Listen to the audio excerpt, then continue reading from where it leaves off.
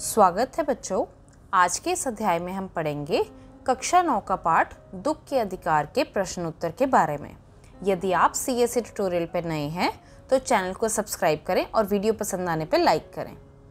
सबसे पहले हम पढ़ते हैं मौखिक प्रश्न उत्तर के बारे में। सबसे पहला प्रश्न है, किसी व्यक्ति की पोशाक को देखकर हमें क्या पता चलता है? इसका उत्तर है, किसी व्यक्ति की पोशाक को देखकर हमें उसका दर्जा तथा उसके अधिकारों का ज्ञान होता है। दूसरा प्रश्न है, खरबूजे बेचने वाली स्त्री से कोई खरबूजे क्यों नहीं खरीद रहा था? इसका उत्तर है, खरबूजे बेचने वाली अपने पुत्र की मौत का एक दिन बीते बिना खरबूजे बेचने आई थी। सूतक वाले घर के खरबूजे खाने से लोगों का अपना धर्म भ्रष्ट होने का भय सता रहा था, इसलिए उससे कोई खरबूजे नहीं खरीद रहा था। तीसरा प्रश्न है, उस स्त्री को देखकर लेखक को कैसा लगा? इसका उत्तर है, उस स्त्री को फुटपाथ पर रोता देखकर लेखक के मन में व्यथा उठी। वह उसके दुख को जानने के लिए बेचैन हो उठा। चौथा प्रश्न है, उस स्त्री के लड़के की मृत्यु का कारण क्या था? इसका उत्तर है, उस स्त्री के लड़के की मृत्यु एक सांप के काटने से हुई थी। वह मुंह अंधेरे खेत में खरबूजे तोड़ रहा था। उसी समय उसका पैर एक सांप पर पड़ गया था, इसीलिए सांप ने उसको डस लिया था, जिसके कारण सांप के काटने से उसकी मृत्यु हुई थी। पांचवा प्रश्न है, बुढ़िया को कोई भी उधार क्यों नहीं देता? इसका उत्तर है, बुढ़िया बहुत गरीब थी। बुढ़िया का बेटा ही घर में कमाऊ सदस्य था। वही घर का गुजारा चलाता था। उसकी मृत्यु के बाद घर में ऐसा कोई नहीं था जो कमाकर उधार लौटा देता, इसलिए बेटे के बिना बुढ़िया को कौन उधार देता? अब बुढ़िया के घर में, उनके घर के अंदर सिर्फ एक ही कमाऊ व्यक्ति था जो कि पैसे कमा कर लेकर आता था। अब क्योंकि जब वही लड़का नहीं रहा तो इसलिए उसके घर पे वो पैसों को, अगर वो किसी को उधार लेती किसी से, तो उनको ये लग रहा था कि वो उधार वापस ही नहीं कर पाएगी, तो इसलिए उसको कोई उधार पैसे नहीं दे रहा था। अगला है लिखित प्रश्न उत्तर। इसका सबसे पहला प्रश्न है, मनुष्य के जीवन में पोशाक का क्या महत्व है? जैसे हमने मौखिक के अंदर भी पहला प्रश्न पढ़ा था, वैसे ही लिखित के अंदर पहला प्रश्न है। इसका उत्तर है, मनुष्य के जीवन में पोशाक का बहुत महत्व है। पोशाक ही मनुष्य की सामाजिक और आर्थिक स्थिति दर्शाती है। पोशाक ही मनुष्य को मनुष्य में भेद करती है। पोशाक ही उसे आदर का पात्र बनाती है तथा नीचे झुकने से रोकती है। दूसरा प्रश्न है, पोशाक हमारे लिए कब बंधन और अड़चन बन जाती है? इसका उत्तर है, पोशाक हमारे लिए बंधन और अड़चन तब बन जाती है जब हम अपने से कम दर्जे या कम पैसे वाले व्यक्ति के साथ उसके दुख बांटने की इच्छा रखते हैं, लेकिन उसे छोटा समझकर उससे बात करने में संकोच करते हैं और उसके साथ सहानुभूति तक प्रकट नहीं कर पाते। अब इसके अंदर है कि पोशाक जो है वो कब हमारे लिए बंधन या अड़चन बन जाती है? जब हम अपने से निचले स्तर के व्यक्ति, यानी कि जिसके पास में पैसे शायद हमसे थोड़े कम हैं, उसके साथ अगर हम दुख बांटना चाहते हैं या उसकी अगर हम तकलीफ़ सुनना चाहते हैं, तो उसमें हमारे लिए एक अड़चन पैदा करती है वो, और हम उसके साथ सहानुभूति प्रकट नहीं कर पाते हैं। तीसरा प्रश्न है, लेखक उस स्त्री के रोने का कारण क्यों नहीं जान पाया? इसका उत्तर है, लेखक उस स्त्री के रोने का कारण इसलिए नहीं जान पाया क्योंकि रोती हुई स्त्री को देखकर लेखक के मन में एक व्यथा उठी, पर अपने अच्छी और उच्च कोटि की पोशाक के कारण फुटपाथ पर नहीं बैठ सकता था। अगला प्रश्न है, चौथा प्रश्न है, भगवना अपने परिवार का निर्वाह कैसे करता था? इसका उत्तर है भगवना शहर के पास 1.5 बीघा भर जमीन में खरबूजों को बोकर परिवार का निर्वाह करता था। खरबूजों को ये डलियां बाजार में पहुंचाकर लड़का स्वयं सौदे के पास बैठ जाता था। शहर के पास भगवना ने जो 1.5 बीघा ज़मीन ले रखी थी, वहाँ पे वो खरबूजों को उगाता था और फिर उन खरबूजों को बाज़ार तक पहुँचाने के बाद में जो कुछ खरबूजे होते थे उसको वो खुद बेचने के लिए बैठ जाता था और उससे जो पैसे मिलते थे उससे वो अपने परिवार का गुजारा करता था। अब जब भगवना नहीं रहा तो उनके घर में पैसे तो चाहिए थे, बच्चे थे उसकी पत्नी थी जो कि बीमार हो गई थी उनके लिए, तो इसीलिए उसकी माँ जो थी वो वहाँ पर खरबूजे बेचने के लिए बाजार में आती है। 5वां प्रश्न है, लड़के की मृत्यु के दूसरे ही दिन बुढ़िया खरबूजे बेचने क्यों चल पड़ी? इसका उत्तर है लड़के की मृत्यु के अगले ही दिन उसकी माँ के सामने पोतों की भूख और बहू की बीमारी की समस्या आ खड़ी हुई। पोते पोतियाँ भूख से बिलख रहे थे और बहू बुखार से तप रही थी। घर में पैसा नहीं था, इसलिए वह मजबूरी में पुत्र शोक के अगले ही दिन खरबूजे बेचने चल पड़े।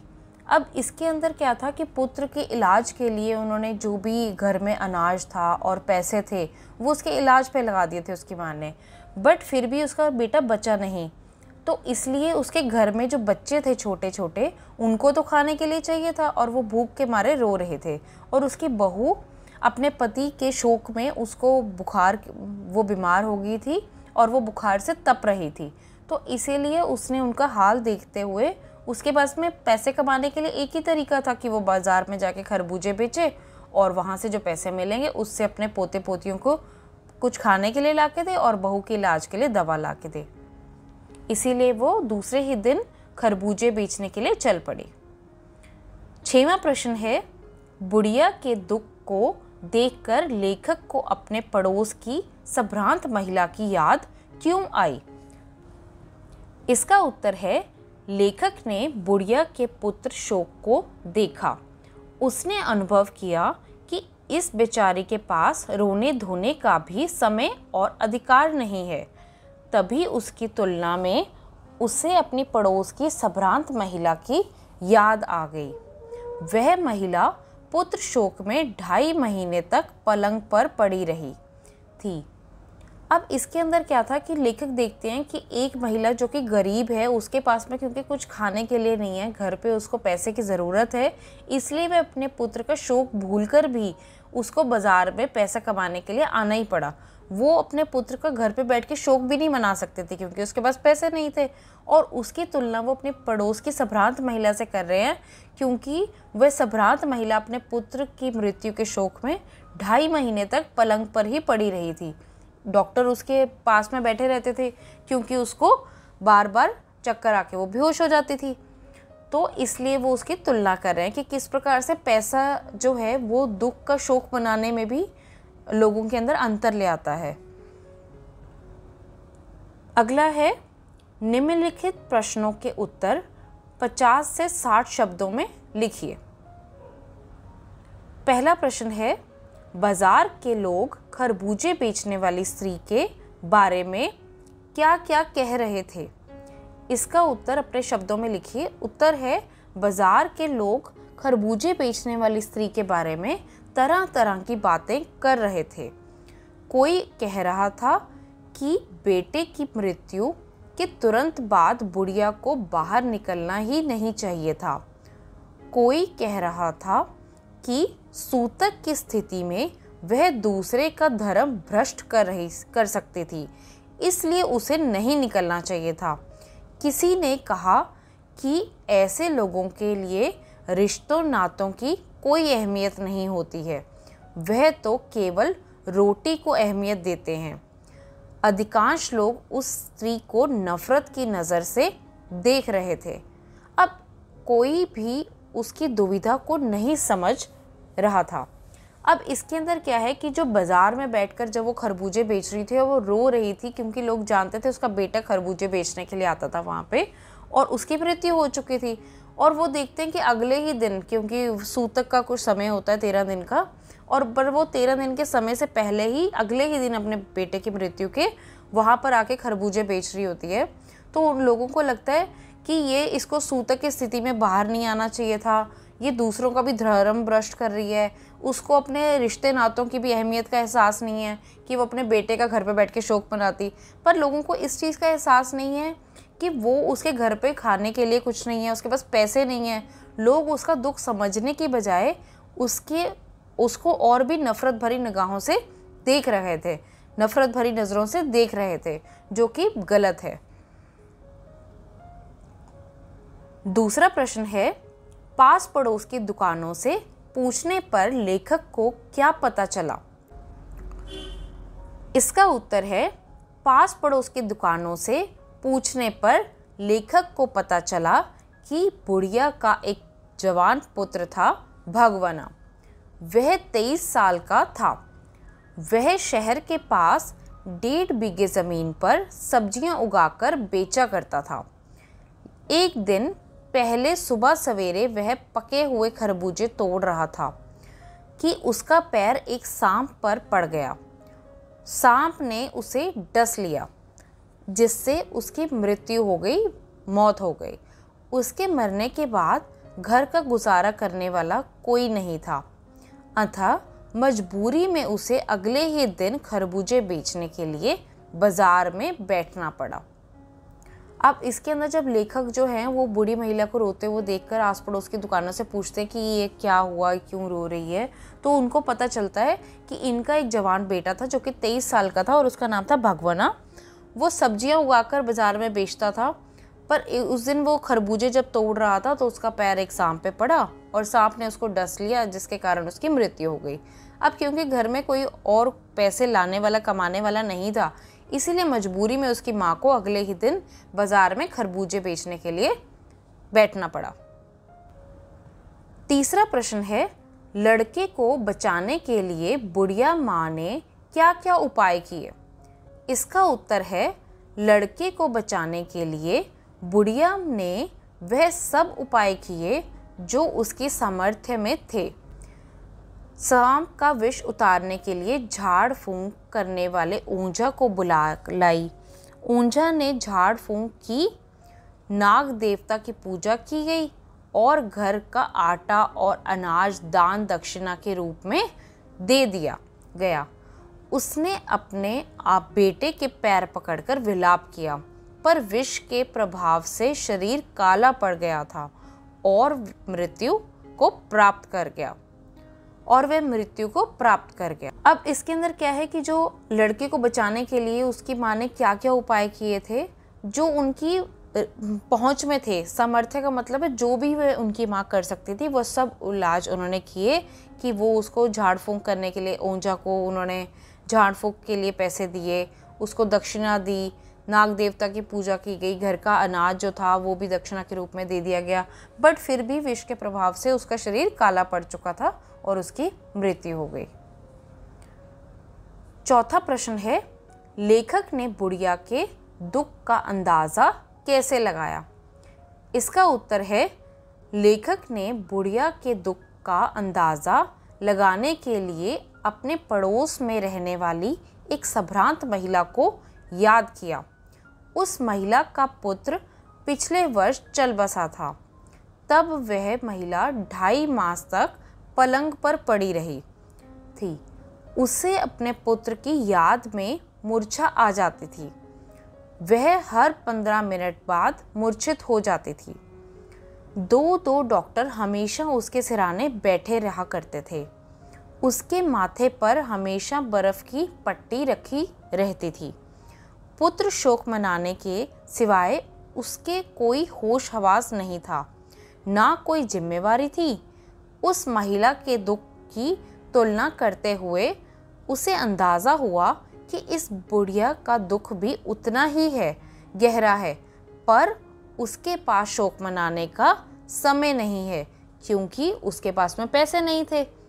अगर वो घर में बैठती तो उसको कौन अनाज ला के देता उसके बच्चों का पेट भरने के लिए और उसकी जो बीमार बहू थी उसके इलाज के लिए। अगला प्रश्न है, इस पाठ का शीर्षक दुख का अधिकार कहाँ तक सार्थक है, स्पष्ट कीजिए। इसका उत्तर है, इस पाठ में मुख्य पात्र एक बुढ़िया है जो पुत्र शोक से पीड़ित है। उस बुढ़िया की तुलना एक अन्य स्त्री से की गई है जिसने ऐसा ही दर्द झेला था। दूसरी स्त्री एक संपन्न घर की थी, इसलिए उस स्त्री ने 2.5 महीने तक पुत्र की मृत्यु का शोक मनाया था। उसके शोक मनाने की चर्चा कई लोग करते थे, लेकिन बुढ़िया की गरीबी ने उसे पुत्र का शोक मनाने का भी मौका नहीं दिया। बुढ़िया को मजबूरी में दूसरे ही दिन खरबूजे बेचने के लिए घर से बाहर निकलना पड़ा। ऐसे में लोग उसे नफरत की नज़र से देख रहे थे। एक स्त्री की संपन्नता के कारण शोक मनाने का पूरा अधिकार मिला, वहीं दूसरी स्त्री अधिकार से वंचित रह गई। इसलिए इस पाठ का शीर्षक बिल्कुल सार्थक है। अगला है, आशय स्पष्ट कीजिए। इसका पहला है, जैसे वायु की लहरें कटी हुई पतंग को सहसा भूमि पर नहीं गिर जाने देती, उसी तरह खास परिस्थितियों में हमारी पोशाक हमें झुक सकने से रोके रहती है। इसका उत्तर है, पोशाक के महत्व का वर्णन करते हुए लेखक कहते हैं कि जिस प्रकार जब पतंग की डोर से अलग हो जाती है तो हवा के साथ उड़ती जाती है, वह अचानक धरती पर नहीं गिरती, वैसे ही स्थिति हमारी पोशाक के कारण उत्पन्न हो जाती है। अपनी पोशाक के कारण हम कई बार चाहते हुए भी किसी गरीब का दुख दर्द में शामिल नहीं हो पाते। लेखक भी झुककर गरीब स्त्री का दुख मारना चाहते थे, पर उसकी पोशाक रुकावट उत्पन्न कर रही थी। दुख बटाना चाहते थे, मारने से मतलब है। दूसरा है, इनके लिए बेटा बेटी खसम लुगाई धर्म ईमान सब रोटी का टुकड़ा है। इसका उत्तर है, इसका आशय है, मनुष्य एक सामाजिक प्राणी है, उसे समाज के नियमों व परंपराओं का पालन करना पड़ता है। कई बार यह परंपराएं मानवता को हानि पहुंचाने लगती हैं। प्रस्तुत कहानी में एक वृद्धा दिल पर पत्थर रखकर फुटपाथ पर खरबूजे बेचने के लिए विवश है। उसे लोगों के व्यंग बाण सहन करने पड़ते हैं। लोग कहते हैं कि उसके लिए रोटी का टुकड़ा सब कुछ है। समाज के लोग किसी भी विवशता पर हंस तो सकते हैं, परंतु उसका सहारा नहीं बन सकते। सहानुभूति के स्थान पर बुढ़िया को ताने सुनने पड़ते हैं। यह हमारे समाज की विडंबना है कि किसी गरीब के दुख दर्द को कोई बांटना नहीं चाहता। उसकी आलोचना करने के लिए हर कोई तैयार रहता है। तीसरा है, शोक करने गम मनाने के लिए भी सहूलियत चाहिए और दुखी होने का भी एक अधिकार होता है। अब इसका आशय है, लेखक संभ्रांत महिला और गरीब बुढ़िया दोनों के दुख मनाने के ढंग को देखकर सोचते हैं, दुख प्रकट करने और मृत्यु का शोक प्रकट करने के लिए भी मनुष्य को सुविधा होनी चाहिए। आशय यह है कि गरीब लोग मजबूरी के कारण ठीक से शोक भी नहीं मना पाते हैं। उनकी मजबूरियां उन्हें परिश्रम करने के लिए बाध्य कर देती हैं। जब किसी गरीब और विवश व्यक्ति के घर में भूख से रोते बिलखते बच्चे, भूखा और बीमार कोई अन्य सदस्य हो तो शोक मनाने की बात कैसे सोची जा सकती है? शोक कैसे मनाया जा सकता है? उन रोते बिलखते बच्चों के लिए रोटी और बीमार सदस्य की दवा एक प्रबंध होना आवश्यक है।